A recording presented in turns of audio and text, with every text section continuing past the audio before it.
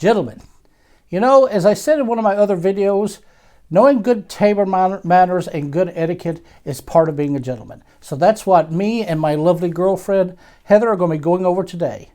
Good table manners and formal dinner etiquette today on Big Pretty Man. Hi, and welcome back to Big Pretty Man, the channel for the extra large man who wants to live his life large and in charge. I'm your host, Timothy Big Pretty Crowe, a wardrobe and lifestyle consultant for the extra large man. Well, today, guys, as you can see from this wonderful place setting and my lovely girlfriend, Heather, say hello, Heather. We're going to be going over table manners and dining etiquette. Now, there are different types of dining, and you have the more formal dining, you have more of an intimate, like me and Heather are having a more intimate dinner. You know, and then of course you have things that are much more casual, such as a barbecue or something like that. However, even in any condition, it's good to know good table manners and good etiquette, for the simple fact of you don't want to make other people sick. You don't want, you want to not look like a slob. And another thing about that, this is especially important because we are extra large men, because as I've talked about so many times, extra large men have this reputation of being, you know, slovenly and just food obsessed, you know, so you don't want to look like you're eating like Jabba the Hutt, you know. So when you sit down to a table as a large man, you want to dispel this by showing the etiquette of a fine gentleman, of a fine diner. You know, so therefore, this is going to really be important in your social life. Now, one of the first things that you need to do is make sure that you know how to dress for the occasion. If it's a barbecue, of course, you can dress for a barbecue. I think we all know that. However, if you're invited to someone's house for dinner, a lot of times they will give you a dress code, and if they don't, then either text them, email, or call them and ask, what's the dress code? Should I, you don't want to be overdressed when you don't want to get there and everybody else is in polo shirts and you're sitting there in a suit and tie looking dapper as Big Pretty looks dapper. So what so you want to make sure of that. Now, after that, another important thing is you want to arrive on time. There is no such thing in proper etiquette as fashionably late. If it's at 7 o'clock, have your hind in there, dressed to kill, looking gentlemanly at 7 o'clock. Now, another thing, if you are invited to a dinner party, then one of the most polite things is to bring something with you. You can actually ask, should I bring something? And even if they say no, do it anyway. Bring a nice bottle of wine. I would actually recommend maybe some white sparkling wine. Bring some bread. Especially if your date or your significant other, as a cook, bring some sort of a special dish. Even if it's not used, the gesture will be appreciated. And you'll also want to thank your host for inviting you.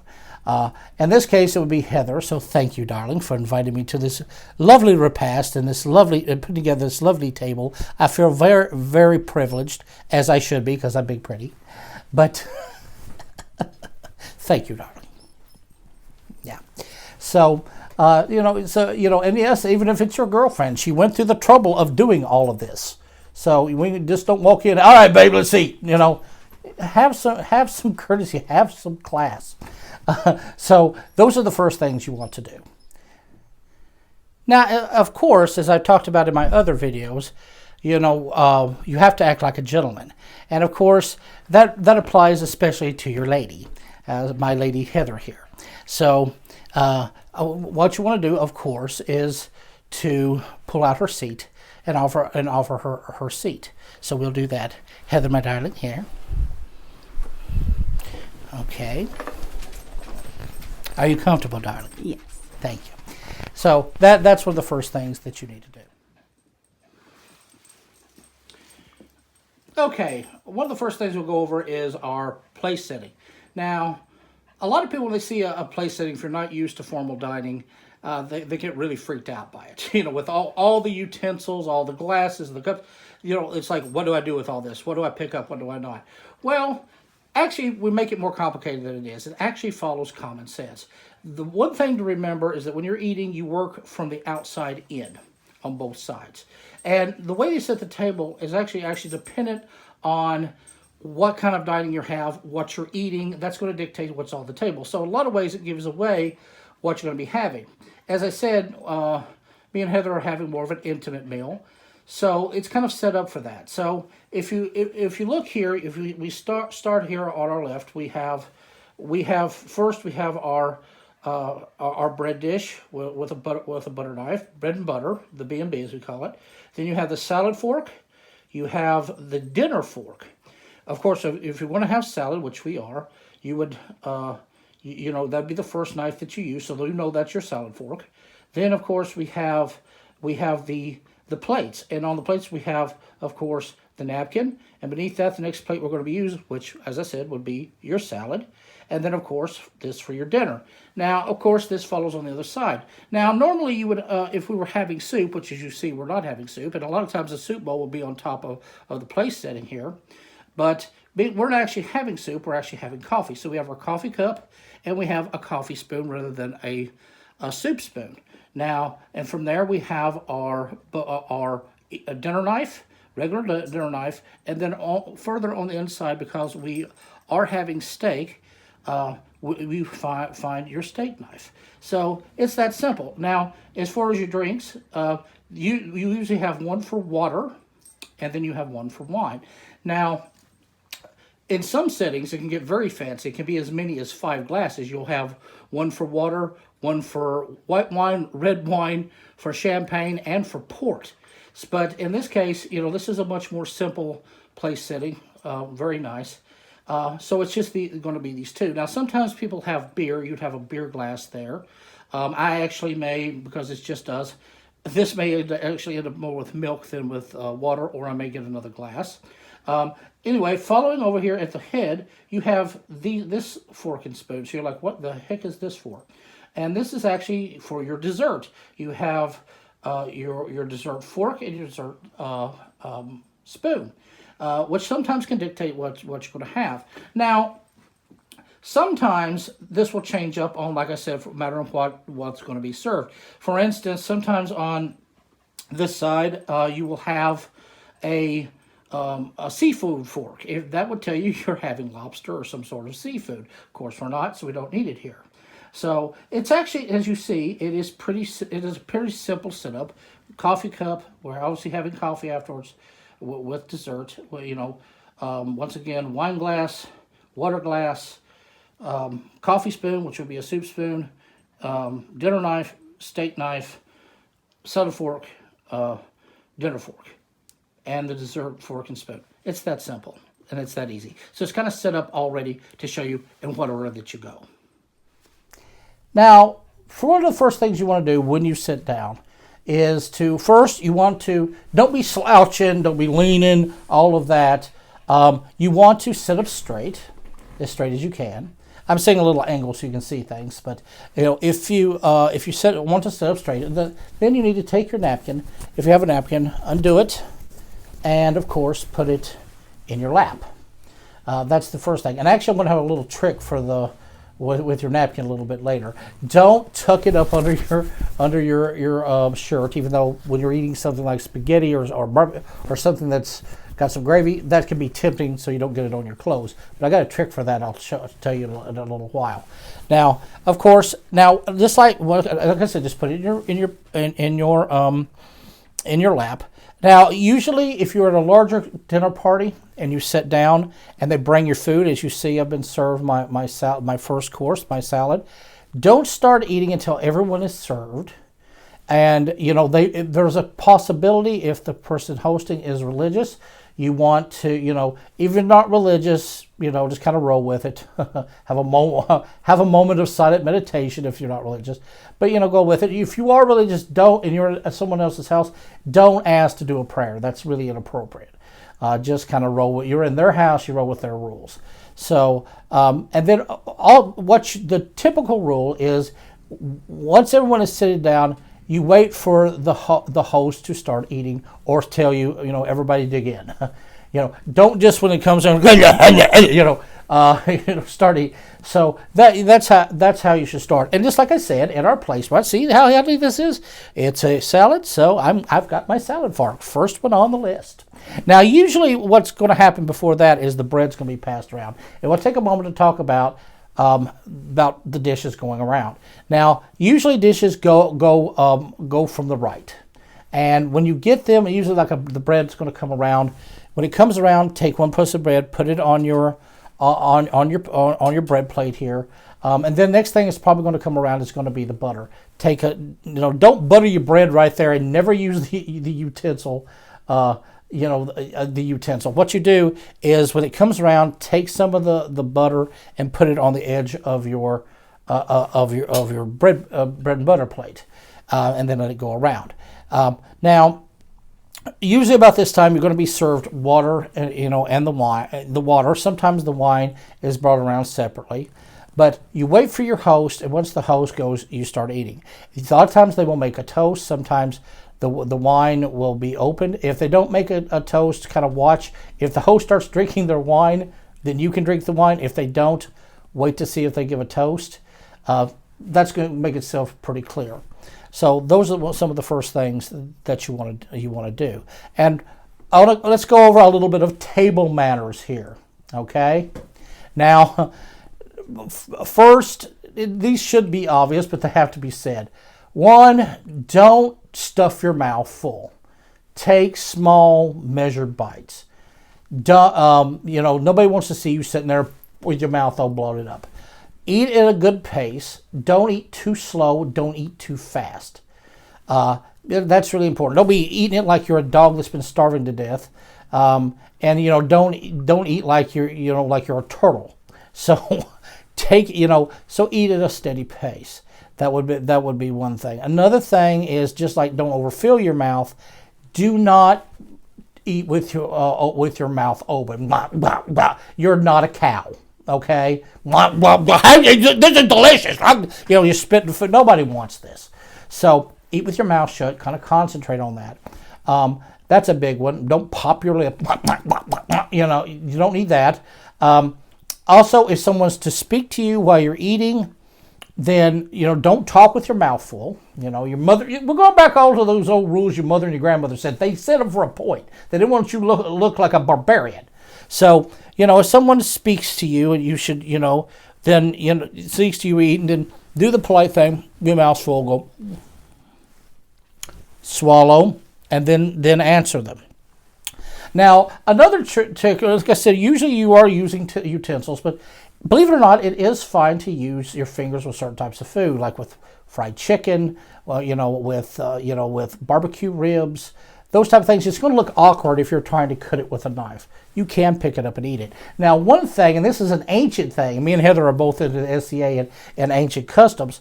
One thing that you should do, if you're eating some sort of finger food, use what's known as, and I'm bringing it back, the fingers of courtesy. When you pick something up, pick it up like this in the middle of your hand. That way, when you put it in your mouth, your hand is covering your mouth. That's the reason in ancient times, and that was used at the dining tables of Henry VIII, my twin. You ate with the fingers of courtesy. And that looks much better. It's actually very natural. Also, use your napkin, obviously. But there's no need to. You're gonna look more awkward if you're trying to cut on a piece of drumstick. Pick it up and eat it. That's what it's made for. Now, a couple of things also not to do is say if they serve the food, and this was one my father was really bad for. Automatically, the minute you sit down, you haven't tasted, grab the salt and pepper, and you just start covered in salt and pepper. It's kind of insulting to the host. Taste it first. If you need a little salt, then ask for it. And that's another thing. Don't be reaching across the table. I need the taters. Don't be reaching across the table for things. Say, could someone pass me, ask the person usually to your right, wherever it is, say, could you pass me the salt, please? They'll pass you the salt. Use the salt, or use the pepper. Wait till after you've tasted it, because you could really insult your host. They've put a lot of effort into cooking this. So, be polite. Don't just automatically be like, I know it's going to need salt, Just hold your horse, take a bite. Once again, be a gentleman. What did I say about being a gentleman? It's being kind and courteous to people. Well, these people prepared a meal, or they've had arranged for a meal to be made. They've set a beautiful table. Be courteous. This is their home. This is their event. Mind your manners. Be courteous. Be considerate of them. That's half the battle. Now, a couple other little points of courtesy that need to be gone over. And we're going back once again to the old rules that your grandmother and your mother told you. And of course, a big one is, you always heard, don't put your elbows on the table. Now, you can put your elbows on the table before the meal is served. That's fine. However, and actually you can do it between courses. Like if you finish your dinner between dessert, maybe a few minutes, and you're having a conversation, you put your arms on the table. But during the meal, keep your elbows off the table, which is also kind of smart because you don't want to stain your clothes. You don't know what's on the tablecloth. You can easily dip something into something that's, that type of thing. So it works really, also well. On this, on courtesy, a couple of other things. Number one, when you sit down, you should actually do it when you come in the front door.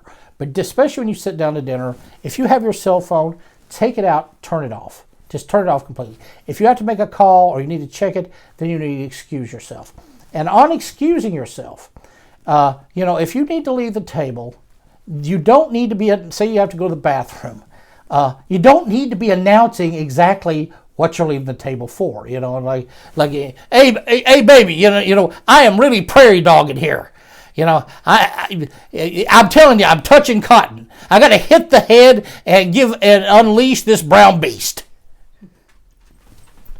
That's highly inappropriate, don't you think? But sadly, if there was a time in life, I would have probably said that. but no, you don't have to give an explanation. I need to make a phone call, but no, just say, please excuse me, I'll be back in just a moment. And then get up and leave the table. And you shouldn't be gone very long. No more than 5 to 10 minutes tops. Beyond that, it's being rude. Your food's getting cold. You're kind of holding up the service. Maybe you haven't finished your salad, and now they wonder if they need to clear. So make it quick. If you got to go to the bathroom, get it done. Wash your hands. Always wash your hands. Come back. Got to make a call or check your messages. Do it quick. Send a quick message. Then get back to the table. This is your event. Deal with everything else later. Okay, now once the meal is served, once again, you want to wait until everyone is served before you dig in. Usually, a lot of times, the host will make a toast or will say some words or tell you to dig in, as I said before, and then you can start eating. Now, one of the first things you should do, especially if it's a more intimate dinner, either an intimate dinner with your significant other, or even at a small dinner, or even a little more formal dinner. If it's not being too loud, don't yell down the table, "Hey, this is great!" But if they're close by, or nearby, it's not a big table, compliment them on the food automatically, even before you'd say it. And say, be short, and maybe even ask something about what you're being served. Anything that shows that you showed an interest and that you're appreciative. For instance, I'm like, "Heather, darling, this looks absolutely delicious. Thank you very much. Tell me, what exactly is this? Is this butter that's on the top? This with the herbs? What is this?" It's an herbed compound butter, and the recipe is from New York Times Cooking. It is a French traditional recipe. Well, that sounds like it'll be delicious. I cannot wait to try it. So see, if you do something like that, that shows that you have an interest in what to do. You're appreciative of what to do. They're going to love that. You're definitely going to be invited back. So once everyone is served and the host says something or doesn't, or just lets everyone to dig in or starts eating, then you can start. Now, let's talk a little bit about eating. Now, once again, I shouldn't have to say it again, but I will. Don't eat with your mouth full. Don't talk with your mouth full. Cover your mouth, even with if someone speaks, give the sign, swallow, all of that. That should be good. Now, let's talk about a few ways to eat. And once again, as you can see, because we've already had our salad, the salad fork has been removed. The salad plate's been removed. So now we're down to, I've also had my bread. I've buttered my bread, laid this to the side. Now, Now, of course, here we go with our fork, and here we go with our dinner knife. Now, in this case, I'm not really going to much need this, except for maybe the smaller pieces. I'm going to go straight to the steak knife. So now, when it comes to using utensils, there are different ways to do it. Two of the most famous. One is known as the American version, or the zigzag method. The other one is the continental method. Now, the American method, known as the zigzag, I'll talk about that first. I always find it a lot of work. I don't know how we started this, but the way it goes is that, normally you are right hand dominant. So, you're going to take, what you do is you would have the fork in your right hand, of course.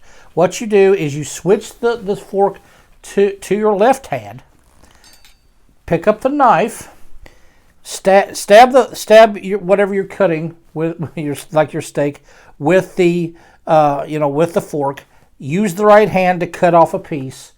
Then put the knife down, and if you do this, don't lay it to the side of the plate if you can. Sometimes there'll be a little utensil bar to keep it from getting on the tablecloth, but lay it to the side, and then they switch hands like this, and then eat it. So it's this constant back and forth. The reason they call it the zigzag. That's a lot of work. I prefer what's known as the continental version, which is just, even if you're right hand dominant, right hand dexterity, then still, you're not writing calligraphy. You can, you got enough dexterity with your left hand to stab something and stick it in your mouth. So go to your left hand. I go to my left hand, hold the fork. Usually as you turn it down, turn it down, and then that way you don't have to switch hands. You just cut and eat. Cut and eat, so you don't have to put it down. You're not switching it up. You're getting, I don't need exercise when I'm eating. So trust me, eating enough is exercise. So that's the one way to do it. Now, once again, you don't want to overeat. If you want seconds, wait till it's kind of the meal has. If you're in a group of people, and you see that the dishes are on the table, you don't want to be eating too much. You don't want to be depriving other people. So so wait. There should be plenty of leftovers. Can I get a little more of that? That would be complimentary.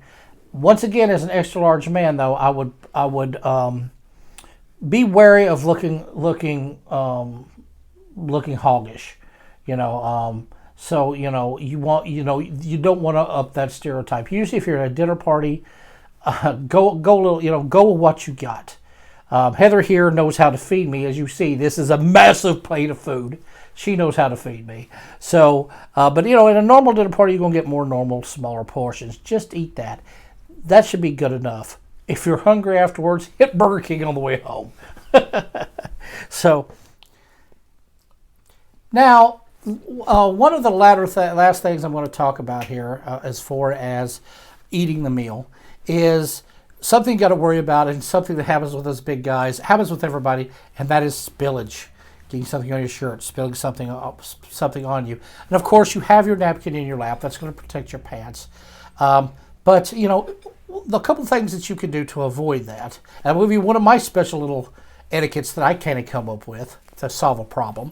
Number one, when you're eating, even though you're sitting up straight, you want to maybe sit back just a little bit from the edge of the table. That way you can do what we call in Philly when you eat a cheesesteak, do the Philly lean. Lean in a little bit, just a little bit. You don't want to slouch, just a little bit. That'll give some gap between you and your shirt, so if something does fall. I'd also have the napkin in your hand, as I said, it's in your lap, so you can bring it up and touch your mouth.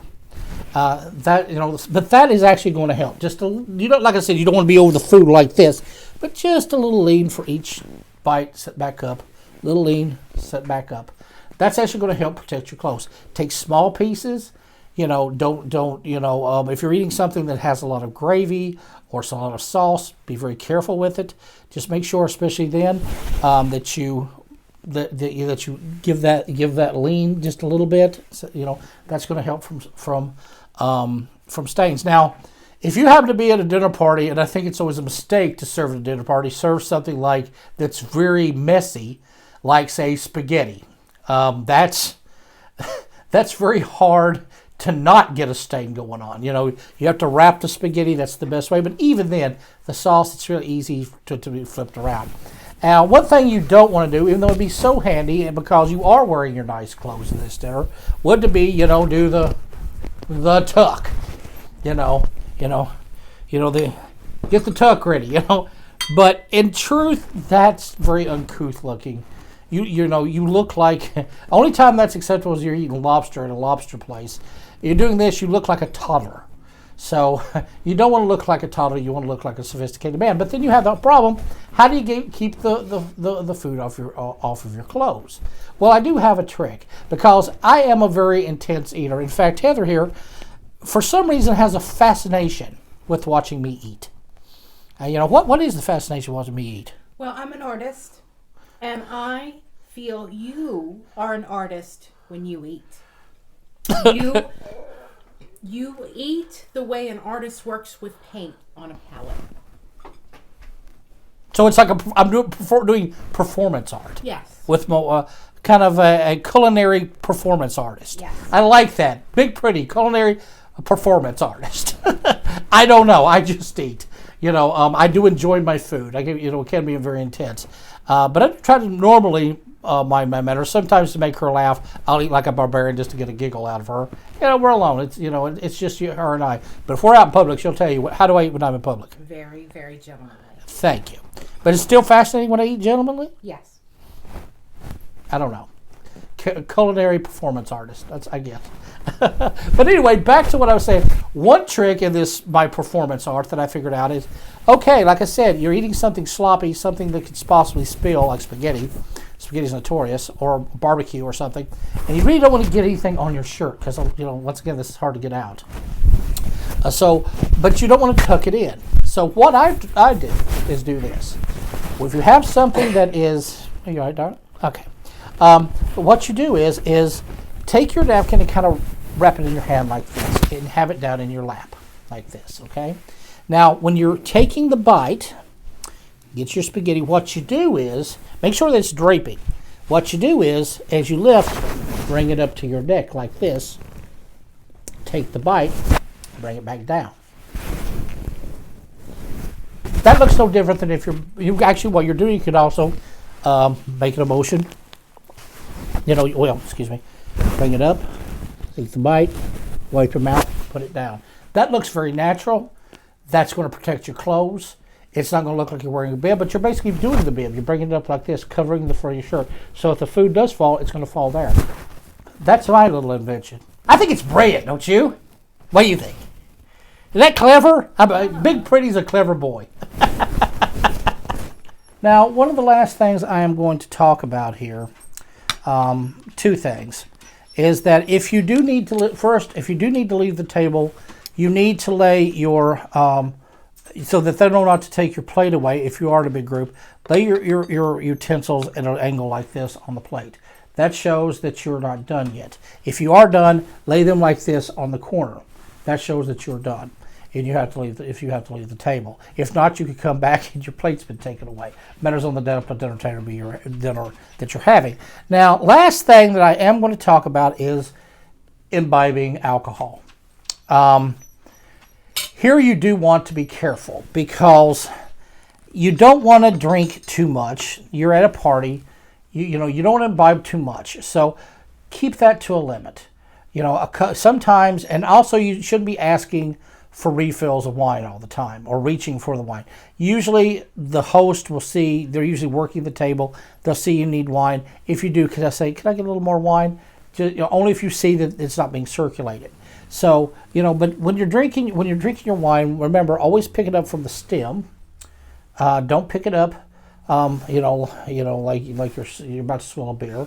Pick it up from here and drink. Now, like I said, you need to wait to see if your host, sometimes they'll bring the wine out at a really fancy party, and they'll get this small sample, then it'll go around the table away from the host, and then come back to the host. And while it's going around the table, he will see the wine.